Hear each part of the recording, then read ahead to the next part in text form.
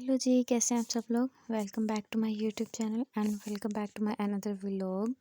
Sorry for late, थोड़ा busy थी तो व्लॉग पहले तो ये सेटिंग वगैरह करने में थोड़ा टाइम लग जाता है। लेकिन ये मेरा व्लॉग है जद्दा टू मक्का, जब हम जद्दा से मक्का गए थे। थोड़ा लंबा सफ़र था, दिल में यही विश थी कि कब मक्का पहुँचें और कब हम अपने होटल में जाएं, अपना लगेज वगैरह रखें सारा कुछ, और फिर अगेन वज़ू करें और हम अपनी उम्रा की परफॉर्मेंस के लिए जाएं।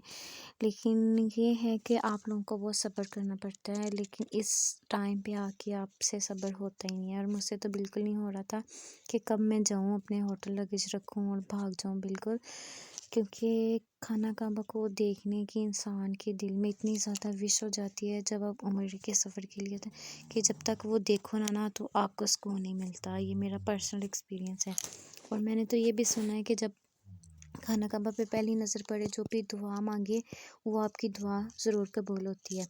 तो उसके लिए मैं आज आपको एक टिप बताती हूँ। जो भी लोग ये मेरा व्लॉग देखें या जिन्होंने उम्रे पे जाना है, वो कि जब भी आपने पहली दुआ मांगनी है, आपका पहली जो नज़र खाना काबा पे पड़ेगी, आपका जो पहला दीदार होगा खाना काबा पर आपकी नज़र का, आपने ये दुआ मांगनी है कि ए मेरे मालिक, मैं उम्र भर जो भी दुआएं मांगूँ वो मेरी सारी दुआएं कबूल हो। ये मुझे भी किसी ने टिप बताई थी, तो मैंने बिल्कुल ऐसे सेम इसी तरीके से, ये मेरी खाना काबा पे पहली नज़र थी जब ये मैंने वीडियो रिकॉर्ड की थी और साथ ही अपनी दुआ मैंने मांगी थी। उसके बाद हमने आब ज़मज़म पिया। आब ज़मज़म पी के आपका दिल इतने सुकून और इत्मीनान में आ जाता है कि आपको किसी चीज़ की तलब नहीं रहती, वैसे ही भूख नहीं लगती और भूख की शिद्दत का एहसास भी नहीं होता। हालांकि एयरपोर्ट पे खाना खाया था और लगेज वगैरह रखे हैं और हम उम्रा पे आ गए और मुझे बिल्कुल भूख नहीं लगी, क्योंकि मैंने आबे ज़मज़म इतना पिया था कि मेरे दिल को सुकून था।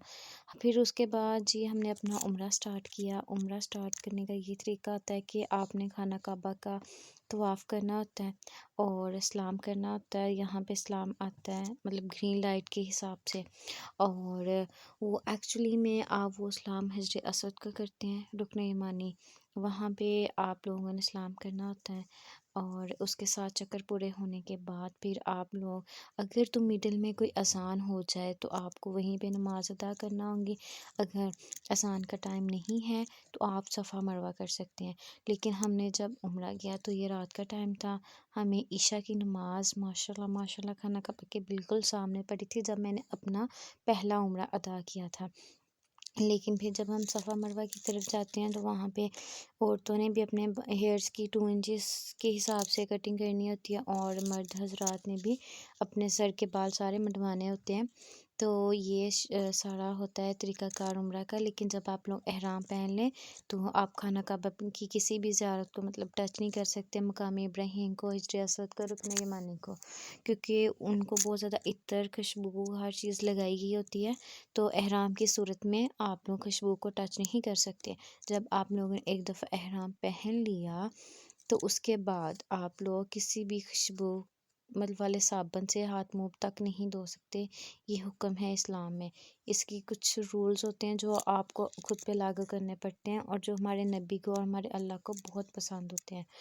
तो उम्रा डन करने के बाद ये सफ़ा मरवा है। सफ़ा मरवा थोड़ी हार्ड होती है, लेग्स को फ़ील होता है जब आप चढ़ाई चढ़ते हो सफ़ा से मरवा और मरवा से सफ़ा की। लेकिन ये है कि अल्लाह हिम्मत दे देता है, बहुत ज़्यादा हिम्मत मिल जाती है इंसान को और इंसान खुशी खुशी पहला उम्रा तो खुशी खुशी कर लेता है। तो देन जी ये है सफ़ा और मरवा की पहाड़ियाँ जो मेरे ब्लॉग में शो हो रही हैं आपको। तो अल्लाह के घर में बहुत ज़्यादा सुकून है। मैंने ये खुद पर्सनली ये चीज़ फ़ील की है, बहुत ज़्यादा सुकून है।